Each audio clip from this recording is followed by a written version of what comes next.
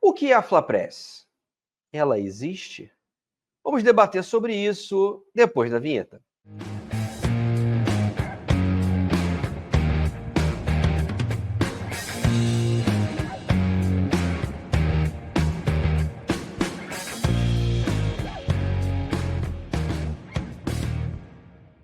Seja muito bem-vindo ao canal do Leandro Dias. Aqui eu falo sobre futebol e mais um pouco semanalmente. E hoje o tema é a Flapress, a famigerada Flapress.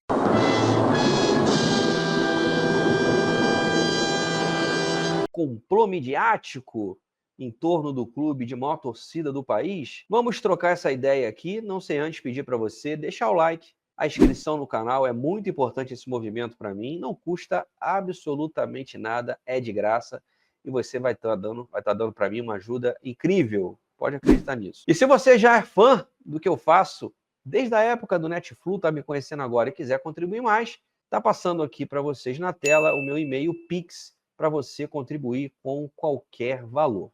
Vai ficar o QR Code aqui na tela durante todo o vídeo. Para deixar muito claro, pessoal, a proposta desse vídeo não é um debate aprofundado, eu vou explicar por quê no finalzinho dele, mas sim uma visão minha como jornalista, que já trabalhou na chamada mídia convencional e agora trabalhando de maneira independente, o que eu penso sobre a Flapress, se ela existe, do que ela é feita, o que ela se propõe, quem compõe a Flapress. Quem são? Como vivem? Sexta no Globo Repórter. Então vamos trocar essa ideia a partir de agora. Bom, pessoal, eu tive a minha primeira oportunidade como jornalista esportivo no jornal Lance, no ano de 2005. Lá se vão 2 décadas. Muito novinho, com apenas 19 anos, tive a oportunidade de estagiar, fui freelancer por lá, depois fui contratado como repórter, apresentador da TV Lance, enfim, fiz de tudo um pouco no site, no jornal. Foi uma grande escola para mim. Mas desde antes de ingressar na faculdade... Foi há 84 anos. Foi há 84 anos. Eu pensava aqui com meus botões, cara, o que é esse troço? O que é a Flapress? Existe mesmo? A imprensa inteira ela é mancomunada para falar do Flamengo de uma forma diferente? A minha visão, antes de entrar no Jornal Lance, era de que sim, e que o Flamengo, todo mundo torcia para o Flamengo, que os outros eram deixados de lado, porque a mídia era flamenguista. Era a minha visão que eu tinha como torcedor, garoto, né, ainda apenas um amante do futebol, sem a menor noção do que é o jornalismo esportivo. E depois que você entrou no Lance, Leandro, conviveu com várias pessoas de diferentes faixas etárias, eu trabalhei com gente muito boa lá no Lance. Vou citar aqui, por exemplo, o Eduardo Tironi, foi da ESPN, foi editor executivo do Lance. Trabalhei com Paulo Vinícius Coelho, comentarista que dispensa apresentações. Tive a oportunidade de conversar com o Luiz Mendes, que Deus o tenha já há bastante tempo, um grande radialista. Conheci um cara que é um jornalista, mas na base mais do entretenimento, Benjamin Bach, um cara muito legal. Enfim, outros jornalistas que vocês não conhecem, mas que foram grandes referências para mim. E trabalhando com essa galera e entendendo como funciona, né, um jornal, o Lance em 2005 estava tinindo, as pessoas ainda liam o jornal, eu pude formar um pouco a minha opinião sobre o que é a Flapress. Primeiro que convencionou-se de que a Flapress, através de Vasco, Botafogo e Fluminense, seria um complô midiático para exaltar o Flamengo. Isso existe?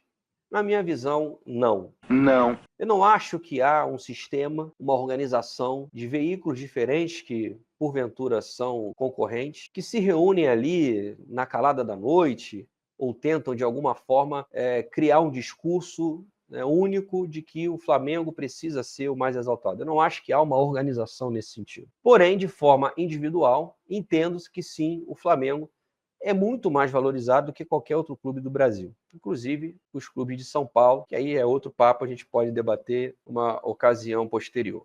E eu entendo esse movimento. Eu, como jornalista, não posso ignorar a questão mercadológica. O Flamengo é o maior clube do país em quantidade de torcedores, é muita gente, então são muitos clientes, é natural que você destine mais tela, a capa do jornal tenha mais Flamengo do que os outros. Quanto a isso, eu não vejo qualquer problema, eu entendo, e provavelmente como editor de um jornal, de uma revista, eu faria da mesma forma. O que eu não concordo é a supervalorização do Flamengo e o achincalhamento dos seus rivais.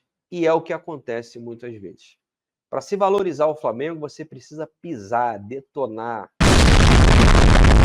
Fluminense, Botafogo e Vasco. E isso muitas vezes acontece. O título da Libertadores do Flamengo é tratado como algo sublime, de outra galáxia, mas do Fluminense e do Botafogo tem um peso menor. Então, por que não endossar da mesma maneira? Você vai ter 3 páginas do Flamengo, vai ter 2 do Botafogo, do Fluminense, mas que sejam 2 páginas bem feitas e não tentando contemporizar.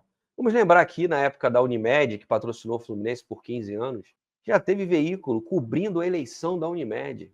E o Flamengo, quando tinha um patrocínio de uma estatal, que era a Petrobras, com dinheiro público, o silêncio sepulcral. O Botafogo agora, com o John Textor, que é um investidor, dono, já saíram algumas matérias investigando o John Textor, e eu não sou contra isso, eu acho que o jornalismo precisa ser feito. Mas quantas matérias investigaram outros personagens que estiveram em volta do Clube de Regatas do Flamengo? A gente teve o caso da ISL, que foi um escândalo lá atrás, com o Edmundo Santos Silva, ali sim, não tinha como tapar o sol com a peneira. Mas e depois? Então, há sim uma preocupação muito maior em você valorizar o Flamengo e muitas vezes não dar o mesmo tratamento, ou um tratamento parecido com os outros rivais. Isso eu não concordo. Não acredito que seja algo feito de uma maneira deliberada, que há uma organização do GE, do Lance, do UOL, vamos falar todos bem do Flamengo. Não, todo mundo está pensando em dinheiro, falar bem no Flamengo, claro, você consegue atingir o seu objetivo do ponto de vista financeiro. Mas não precisa detonar os outros, esculachar os outros. Não reconhecer quando os outros também têm suas conquistas. Muitas vezes a gente acaba vendo nas redes sociais absurdos como, por exemplo, a festa do Botafogo pelo título brasileiro da Libertadores. Ela não foi nem 1/5 do que o Flamengo fez quando ganhou a Libertadores em 2019. Mas será que a cobertura foi feita da mesma maneira? Será que endossaram, realçaram, destacaram o Botafogo campeão brasileiro da Libertadores como deveria? O peso que isso tem? O Fluminense campeão da Libertadores em 2023, o Vasco lá atrás campeão da Libertadores em 1998. Então, a gente percebe muito claramente que há esse movimento. Mas o que é a Flapress?